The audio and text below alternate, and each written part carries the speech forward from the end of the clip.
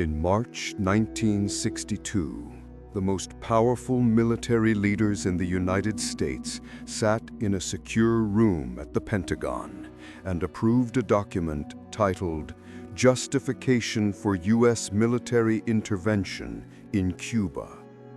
It was 13 pages long, stamped top secret, and contained detailed proposals for terrorist attacks against American citizens on American soil. Blow up a U.S. ship in Guantanamo Bay and blame it on Cuba. Stage fake funeral ceremonies for mock victims to create public sympathy. Sink a boatload of Cuban refugees fleeing to Florida and make it look like Castro's forces did it. Develop a fake communist Cuban terror campaign in Miami. In March 1962, the most powerful military leaders in the United States sat in a secure room at the Pentagon and approved a document titled Justification for U.S. Military Intervention in Cuba. It was 13 pages long, stamped top secret, and contained detailed proposals for terrorist attacks against American citizens on American soil. Blow up a U.S. ship in Guantanamo Bay and blame it on Cuba. Stage fake funeral ceremonies for mock victims to create public sympathy. Sink a boatload of Cuban refugees fleeing to Florida and make it look like Castro's forces did it. Develop a fake communist Cuban terror campaign in Miami, in other Florida cities, and even in Washington. Hijack civilian aircraft. Attack military installations. Plant evidence. Fabricate casualty lists. Create the appearance of Cuban aggression to justify a full-scale military invasion. Every detail was planned, every scenario was outlined, and every single word was signed and approved by the chairman of the Joint Chiefs of Staff, General Lemnitzer, and forwarded to Secretary of Defense Robert McNamara with a recommendation for immediate implementation. This was not a conspiracy theory. This was not speculation. This was official United States government policy, documented, approved, and ready to execute. The only thing that stopped it was one man's refusal. President John F. Kennedy said no. But what if he had said yes? What if a different president had been in office? What if the plan had been implemented before anyone could stop it?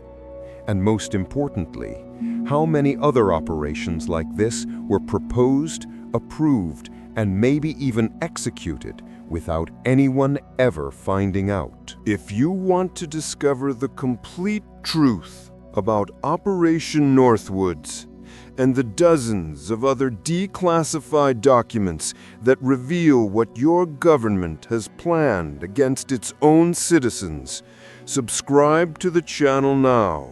Hit that notification bell and leave your like. Because what you are about to learn will fundamentally change how you understand the relationship between state power and individual safety. The information I am presenting comes directly from declassified National Security Archive documents, Freedom of Information Act releases, congressional testimonies, and official military records that authorities fought for decades to keep hidden. Everything is verifiable. Everything is documented. And when you finish watching, you will never look at official government statements the same way again. Let's start with context. It is 1962.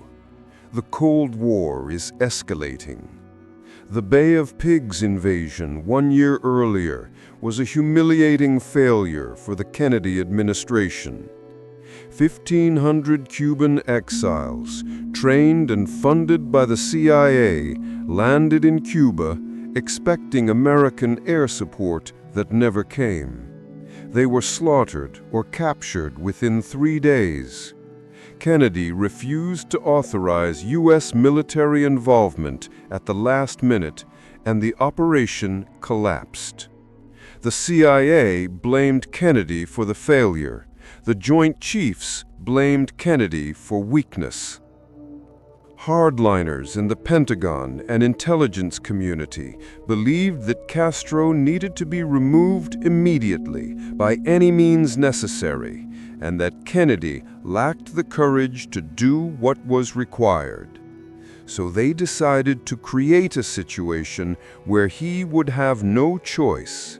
They decided to manufacture a justification so compelling, so outrageous, so emotionally powerful that public opinion would demand military action and the president would be forced to comply.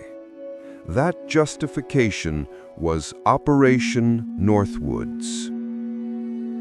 The document begins with a straightforward premise. The suggested courses of action are based on the premise that U.S. military intervention will result from a period of heightened U.S.-Cuban tensions which place the United States in the position of suffering justifiable grievances. Read that sentence again carefully. Justifiable grievances. Not actual grievances. Justifiable ones. Grievances that appear legitimate. Grievances that can be used to justify action. The language is precise and revealing. They are not responding to real attacks. They are creating the appearance of attacks to justify a predetermined response.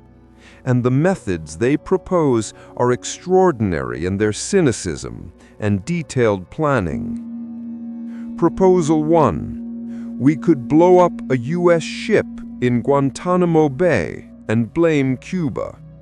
Casualty lists in U.S. newspapers would cause a helpful wave of national indignation. Think about that. They are not just proposing to sink a ship. They are proposing to create fake casualty lists, publish them in newspapers, and use the resulting public anger as a tool to manipulate opinion toward war. They understood media manipulation. They understood psychological operations. They understood that emotional reactions override rational analysis, and they were prepared to exploit that understanding against their own population. Proposal 2. We could develop a communist Cuban terror campaign in the Miami area, in other Florida cities, and even in Washington. The terror campaign could be pointed at Cuban refugees seeking haven in the United States. We could sink a boatload of Cubans en route to Florida, real or simulated. We could foster attempts on lives of Cuban refugees in the United States, even to the extent of wounding in instances to be widely publicized. Read that again. Real or simulated. They are explicitly stating that they could kill actual Cuban refugees or they could stage fake attacks, and either option is acceptable as long as it serves the operational objective. Human lives are simply variables in an equation. Refugees fleeing oppression become props in a theatrical production designed to generate the emotional response necessary to justify military action. Proposal 3. Hijacking attempts against civil air and surface craft should appear to continue as harassing measures condoned by the government of Cuba. They propose hijacking American civilian aircraft and boats, terrorizing innocent passengers and blaming it on Cuba. Imagine being on a plane that suddenly gets hijacked, being terrified for your life, believing you are the victim of foreign aggression, when in reality, the entire operation is being conducted by your own military to manipulate public opinion. That is what they proposed. That is what the highest military officials in the country signed and approved. Subscribe now and activate notifications, because what I am about to reveal next shows that Northwoods was not an isolated proposal, but part of a broader pattern of operations where governments stage events to justify predetermined policies. And understanding this pattern is essential to recognizing when you are being manipulated in real time by authorities who believe they have the right to deceive you for what they define as the greater good. Proposal 4. It is possible to create an incident which will demonstrate convincingly that a Cuban aircraft has attacked and shot down a chartered civil airliner en route from the United States. The destination would be chosen only to cause the flight plan to cross Cuba. The passengers could be a group of college students off on a holiday, or any grouping of persons with a common interest to support chartering a non-scheduled flight. They are proposing to shoot down a civilian aircraft full of American college students and blame it on Cuba. But then comes the detail that reveals just how thoroughly they had thought this through. An aircraft at Eglin Air Force Base would be painted and numbered as an exact duplicate for a civil registered aircraft.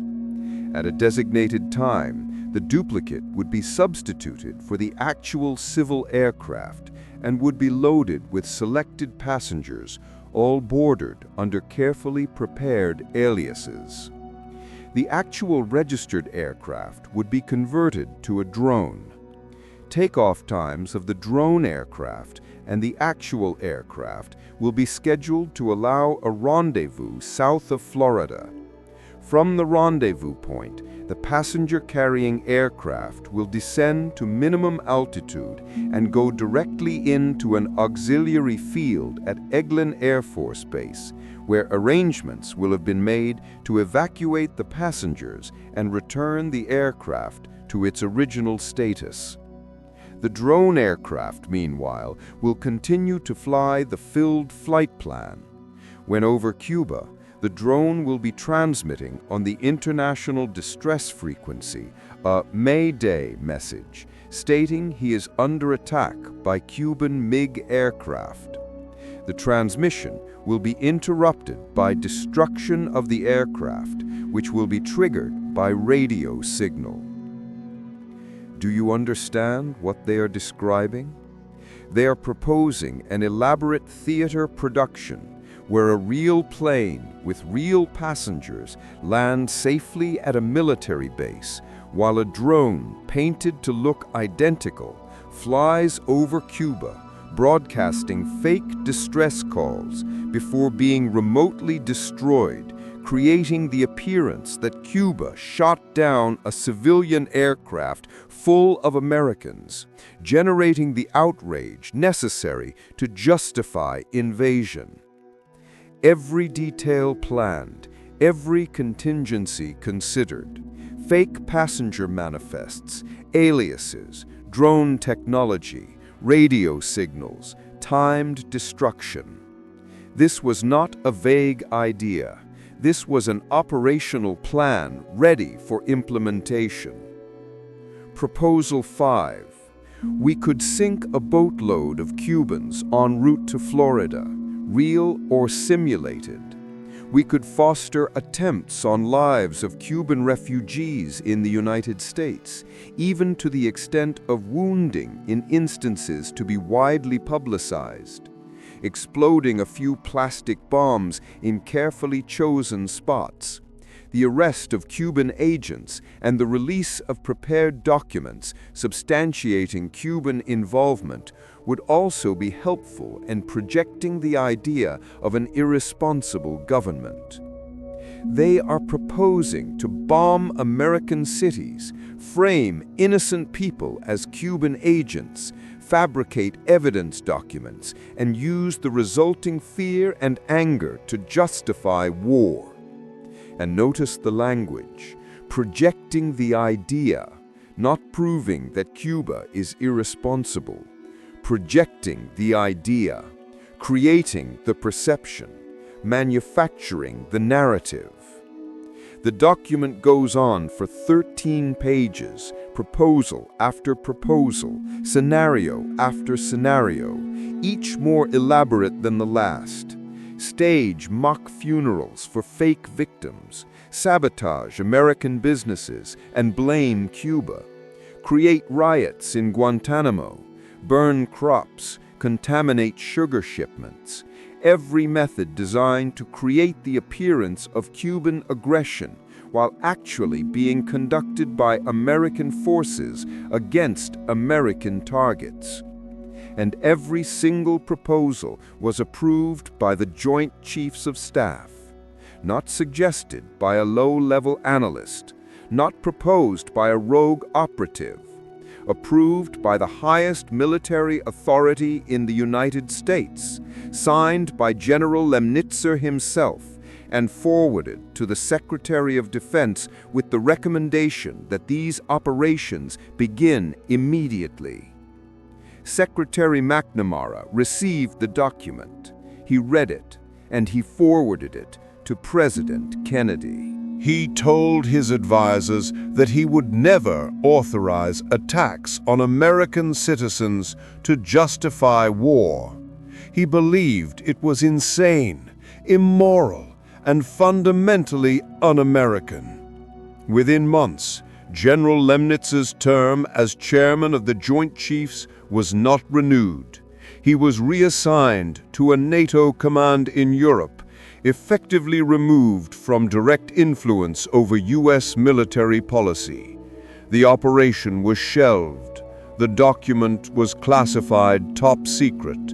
And for 40 years, the American public had no idea that their own military had proposed killing them to start a war. It was not until 1997, 35 years after the fact, that Operation Northwoods was finally declassified and released through a Freedom of Information Act request by the National Security Archive. When researchers read the document, they were stunned. Journalists reported it, historians analyzed it, and the American public learned for the first time that the highest military officials in the country had been willing to murder civilians, fabricate evidence, and manipulate public opinion through staged terrorism to achieve foreign policy objectives. The reaction ranged from disbelief to outrage to a terrible recognition that maybe, just maybe, authorities could not be trusted to always tell the truth about threats, about enemies, or about the justifications for war. But here is what you need to understand. Operation Northwoods was not the only proposal of its kind. It was one of dozens of similar operations planned during the same period.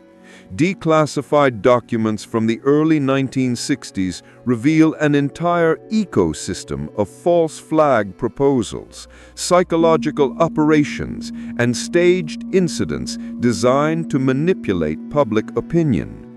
Operation Mongoose, the broader covert operation against Cuba, included multiple scenarios for creating pretexts for invasion. CIA documents describe plans to contaminate Cuban sugar exports to create economic chaos.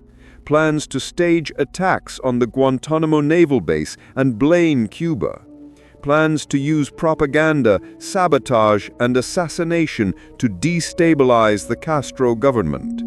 Some of these operations were implemented, others were rejected, but all of them shared the same fundamental assumption that the ends justify the means, that deception of the public is acceptable, and that authorities have the right to manufacture reality if it serves national security interests as they define them. Share this video now, because people need to understand that Northwoods is not ancient history. It is a documented case study in how power operates when it believes it is not accountable to truth. It reveals the mindset of institutions that view populations as assets to be managed rather than citizens to be served. And it raises the most important question of all. If they were willing to propose this in 1962, what are they willing to propose today? What operations have been approved that we will not learn about for another 40 years? What justifications are being manufactured right now to support policies that have already been decided? Leave your like now, because the answer to that question determines whether you are a participant in a democratic society or a subject in a managed reality. And the only way to know the difference is to remember that authorities lied before, they were caught lying, they fought to keep those lies classified, and they only admitted the truth when forced by legal pressure and public demand, which means your skepticism is not paranoia, but the rational response to documented historical behavior. Let me give you specific examples of why this matters today.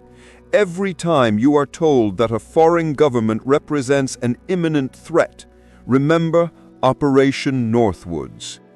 Every time you are shown evidence of enemy aggression, remember that authorities proposed fabricating exactly that kind of evidence. Every time you are told that military action is necessary to respond to attacks, remember that those attacks could be staged by the very people demanding the response. I am not saying that every threat is fake. I am saying that some threats have been fake, that authorities have been willing to create fake threats, and that you have no reliable way to distinguish real threats from manufactured ones unless you demand evidence, verification, and transparency. Consider the Gulf of Tonkin incident in 1964. American destroyers reported being attacked by North Vietnamese torpedo boats. President Lyndon Johnson used the incident to justify the Gulf of Tonkin Resolution, which authorized military force in Vietnam. Decades later, declassified documents and NSA histories revealed that the second attack, the one that really drove congressional approval, never happened. It was a radar malfunction, misinterpreted as an attack, but authorities presented it as definitive proof of North Vietnamese aggression. 58,000 Americans died in Vietnam. Millions of Vietnamese died. And the incident that justified escalation was based on evidence that authorities knew at the time was questionable, but presented to Congress and the public as certain. The case was presented as ironclad. After the invasion, no weapons of mass destruction were found. Intelligence assessments were revealed to be based on unreliable sources, cherry-picked data, and assumptions that contradicted available evidence. Hundreds of thousands died. Trillions of dollars were spent. and the justification was false. Now, I am not claiming that authorities deliberately lied in every case. Sometimes they genuinely believed faulty intelligence. Sometimes they made honest mistakes. But the pattern is clear. Authorities present certainty when they have doubt. They manufacture urgency when they want action. They classify evidence when it contradicts their claims, and they only admit errors decades later when everyone responsible has retired and accountability is impossible. Operation Northwoods proves that they have been willing to go even further, to not just exaggerate threats, but to create them entirely. To not just interpret evidence favorably, but to fabricate it completely. To not just manipulate information, but to stage actual attacks against their own citizens to achieve policy objectives. Subscribe to the channel and activate notifications, because what I am about to reveal next shows that the Northwoods mindset did not disappear when Kennedy rejected the plan, but continued operating in different forms throughout subsequent decades, and recognizing that continuity is essential to understanding the institutional logic that still governs how power relates to truth. In the 1970s, congressional investigations revealed the existence of Operation Chaos, an illegal CIA program that spied on American anti-war activists, infiltrated domestic organizations, and conducted psychological operations against U.S. citizens. The CIA's own Inspector General concluded that the operation violated the agency's charter and exceeded its legal authority. Yet it operated for years with approval from senior officials who believed that national security justified violating civil liberties. In the 1980s, the Iran-Contra affair revealed that officials in the Reagan administration had secretly sold weapons to Iran, a designated enemy state, and used the proceeds to illegally fund Contra rebels in Nicaragua, directly violating congressional prohibitions. When investigated, officials destroyed documents, lied to Congress, and claimed that protecting national security operations justified breaking the law and deceiving elected representatives. In the 2000s, whistleblowers revealed that the NSA was conducting mass surveillance of American communications without warrants, collecting phone records, emails, and internet activity from millions of citizens who were not suspected of any crime. When exposed, officials initially denied the programs existed, then claimed they were legal, then argued that they were necessary for national security even if they violated constitutional protections. The programs continued with minimal accountability. Do you see the pattern? Authorities propose illegal or unethical operations. They classify them to prevent public knowledge. They implement them with approval from senior officials who believe that ends justify means. When exposed, they deny, minimize, or justify the operations based on national security necessity. Accountability is rare. Punishment is rarer.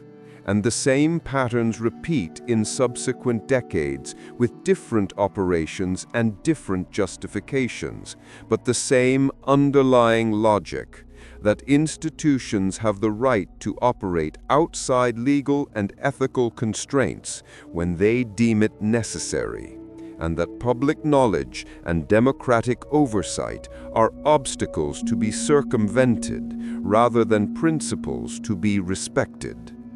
So when you look at Operation Northwoods, do not see it as a single rejected proposal from 1962. See it as evidence of an institutional mindset that has operated consistently for decades. See it as proof that authorities have been willing to consider the most extreme measures, including staged terrorism against their own citizens, to achieve policy objectives. See it as documentation that the people who demand your trust have repeatedly proven themselves unworthy of it. And see it as a reminder that the only reason you know about Northwoods at all is because someone fought for 40 years to get the documents declassified, because researchers demanded access, because journalists reported the findings, and because enough people cared to keep asking questions until the truth came out. What can you do with this information? First, demand evidence for official claims. When authorities say a foreign government poses a threat, ask for verifiable proof. When they say military action is necessary, ask for documentation of the threat that requires it. When they claim that transparency would compromise national security, recognize that this is often code for protecting themselves from accountability. Second, support transparency and declassification. Back organizations that use Freedom of Information Act requests to uncover hidden documents. Vote for officials who commit to reducing classification and increasing public access to government records. Recognize that secrecy protects corruption far more often than it protects security. Third, remember history. When you are told to trust, remember Northwoods. When you are told to obey, remember that obedience was demanded to authorize operations that would have killed innocents. When you are told that questioning authority is unpatriotic, remember that the most patriotic thing you can do is hold power accountable to truth. Operation Northwoods exists in official archives now. You can read it yourself. You can see the signatures. You can verify every proposal. You can confirm that the highest military officials in America signed a document proposing to kill American civilians to start a war.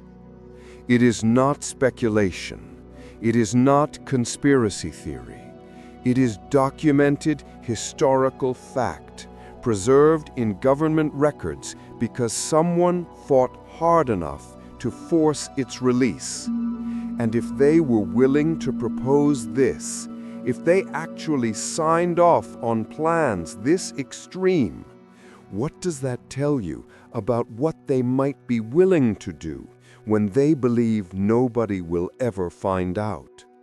What operations were proposed and approved and implemented before anyone could say no?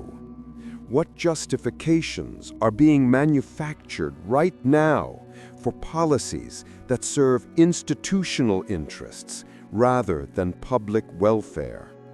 I will ask you one final question. Does any institution have the right to stage attacks against its own citizens? Does any objective, no matter how important authorities claim it is, justify terrorizing innocents to manipulate public opinion? Or do you believe that truth, transparency, and the prohibition against harming one's own population are absolute principles that cannot be compromised regardless of circumstance? Share this video, subscribe to the channel, leave your thoughts in the comments, and most importantly, never accept official narratives without evidence, because the moment you stop demanding proof is the moment you become a subject rather than a citizen. And that is exactly what Operation Northwoods proves authorities were willing to make you. The only question is whether you will let them.